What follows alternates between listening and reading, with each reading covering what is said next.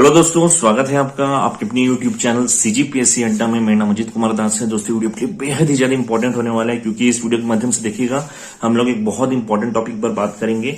Actually देखिएगा दोस्तों, कुछ समय पहले मैंने आप लोगों को एक वीडियो प्रोवाइड किया था, जिसके माध्यम से हमारे प्रदेश में जो 15 संभावित भर्तियां हैं जो आगे चलकर संभावित है होने वाली है, उसकी डिटेलिंग्स वगैरह की थी।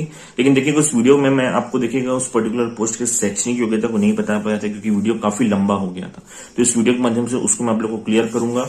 सेकेंडली देखिएगा दोस्तों, हमारे प्रदेश में जो अभी एसआई, प्लाटून कमांडर और सूबेदार भर्ती के संबंध में डॉक्यूमेंट वेरिफिकेशन प्लस देखिएगा शारीरिक नापजों की प्रक्रिया वगैरह चल रही है, उसके संबंध में देखिएगा एक बहुत इंपॉर्टेंट अपडेट निकल के आए हैं। उस पर भी इस वीडियो के माध्यम से चर्चाएं करेंगे। तो आप इस वीडियो को लास्ट तक जरूर देखिएगा, ये आपके लिए बेहद ही ज्यादा इंपॉर्टेंट होने वाला है।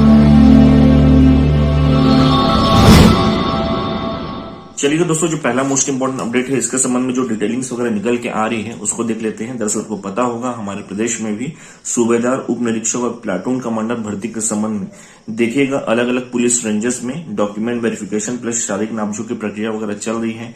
देखिएगा कुछ कुछ पुलिस रेंजेस में प्रक्रिया कंप्लीट हो चुकी है और कुछ कुछ पुलिस रेंजेस में अभी भी चल रही है। तो जहां देखिएगा ये प्रक्रिया कंप्लीट हो गई है, उस पर्टिकुलर पुलिस रेंज के जो प्रमुख अधिकारी है उन्होंने एक अच्छी मुहिम छेड़ी है। देखिएगा छात्रों के फेवर की मुहिम है। एक्चुअल में इस पूरी प्रक्रिया में उस पर्टिकुलर रेंज के जो भी अभ्यर्थी किसी भी कारणवश शामिल नहीं हो पाए हैं, तो उनको लास्ट मौका दिया जा रहा है। सबसे पहले ये दुर्ग में हुआ, यानी कि देखिएगा कल या परसों की वीडियो में मैंने आपको बताया था 30 जून को देखिएगा उस पर्टिकुलर दुर्ग रेंज के जो अभ्यर्थी है जो भी इसमें शामिल नहीं हो पाए थे, उनको लास्ट मौका दिया गया था। देखिएगा उसी को ध्यान में रखते हुए अब जो है रायपुर रेंज के अधिकारियों ने भी एक मुहिम छेड़ दी है।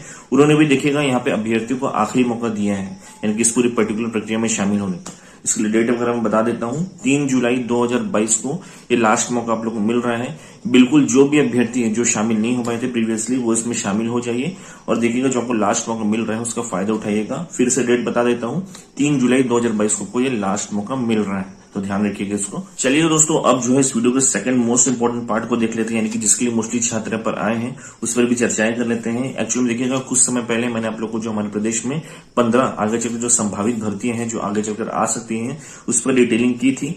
देखिएगा उस वीडियो पर शायद बहुत सारे छात्रों का डिमांड था कि सर आप जो है इन समस्त पदों के एजुकेशनल क्वालिफिकेशन भी चर्चाएं करिए। तो देखिएगा इस वीडियो के माध्यम से आपकी उस डिमांड को भी मान लेते हैं, पूरा कर देते हैं। यानी कि आज मैं जो है आपको उन समस्त पोस्ट के जो एजुकेशनल क्वालिफिकेशन है उसकी डिटेलिंग्स वगैरह करूंगा और सारी जानकारियां ऑफिशियल नोटिफिकेशन के माध्यम से करूंगा। कोई भी इधर उधर की जानकारी नहीं है, ये ऑफिशियल नोटिफिकेशन की जानकारी और 100% ऑथेंटिक है, तो आप पूरा भरोसा कर सकते हैं। तो देखिएगा सबसे पहले मैं यहाँ पे बात कर लेता हूँ नगरीय निकाय विभाग में जो राजस्व निरीक्षक यानी कि रेवेन्यू इंस्पेक्टर का पोस्ट है, उसके जो एजुकेशनल क्वालिफिकेशन वगैरह क्या है। तो देखिएगा इसको 2 पार्ट्स में डिवाइड कर रहा हूं। पहला, जो नगर निगम में रेवेन्यू इंस्पेक्टर होंगे उसके लिए एजुकेशनल क्वालिफिकेशन देखिएगा आपके पास पीजी होनी चाहिए किसी भी फील्ड में, प्लस देखिएगा कंप्यूटर की कोई भी डिग्री होनी चाहिए। इसी के साथ आप इस पर्टिकुलर पोस्ट के एप्लीकेबल हो जाएंगे। सेकंड देखिएगा नगर पालिका परिषद प्लस देखिएगा नगर पंचायत। यहाँ पर जो रेवेन्यू इंस्पेक्टर होते हैं इसके लिए जो एजुकेशनल क्वालिफिकेशन चाहिए वो है स्नातक किसी भी फील्ड में। अब चलिए दोस्तों, जो सेकंड पोस्ट है उसके बारे में चर्चाएं कर लेते हैं। दरअसल देखिएगा ये है नगरीय निकाय विभाग में सब इंजीनियर सिविल की भर्ती, जो कि आगे चलकर संभावित है। सीएम साहब ने खुद यहाँ पे अनाउंसमेंट की थी इसके बारे में। तो देखिएगा इसके लिए जो एजुकेशनल क्वालिफिकेशन चाहिए उसको बता देता हूँ। सिविल इंजीनियरिंग में डिग्री या डिप्लोमा आपके पास होने चाहिए, इसी के साथ आप इसके लिए एप्लीकेबल हो जाएंगे। तीसरा पोस्ट देखिएगा आबकारी विभाग में आबकारी आरक्षक का, इसके लिए देखिएगा जो एजुकेशनल क्वालिफिकेशन है ये है 10वीं पास की। अब चौथा देखिएगा दोस्तों, जो पोस्ट है ये है सहकारी समिति में पहला प्रबंधक, जिसके लिए आपको एजुकेशनल क्वालिफिकेशन चाहिए स्नातक प्लस पीजीडीसीए, और इसी में दूसरा देखिएगा सुपरवाइजर का, इसके लिए भी आपको देखिएगा स्नातक प्लस पीजीडीसीए चाहिए। पांचवा पोस्ट देख लीजिएगा दोस्तों, जल संसाधन विभाग में अमीन भर्ती, इसके लिए जो एजुकेशनल क्वालिफिकेशन चाहिए बता देता हूँ, 12वीं पास का एजुकेशनल क्वालिफिकेशन चाहिए आपको यहाँ पे। छठवां देखिएगा राज्य सेवा परीक्षा 2022, इसके लिए कॉमन रहता है स्नातक की डिग्री आपके पास होना चाहिए। सातवां देखिएगा राज्य अभियांत्रिकी सेवा परीक्षा 2022, इसमें देखिएगा जो जो डिपार्टमेंट से पोस्ट आएंगे उस पर्टिकुलर डिपार्टमेंट में इंजीनियरिंग की डिग्री आपको चाहिए, यानी कि स्नातक चाहिए उसमें, इसी के साथ आप एप्लीकेबल हो जाएंगे।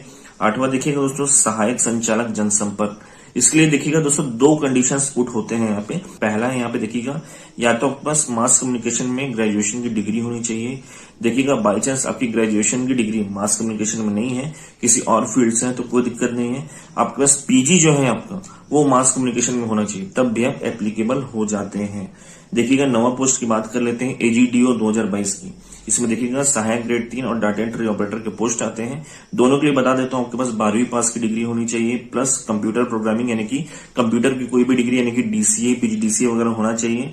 प्लस देखिएगा अभी एक और ऐड हो गया आपको, वो है टाइपिंग का सर्टिफिकेट आपके पास होना चाहिए। इसी के साथ अब इस पर्टिकुलर पोस्ट के लिए एप्लीकेबल हो जाएंगे। 10वां पोस्ट देख लेते हैं दोस्तों एडीओ भर्ती के बारे में। इसके लिए देखिए जो एजुकेशनल क्वालिफिकेशन अगर आपको चाहिए वो सिंपल ग्रेजुएशन है।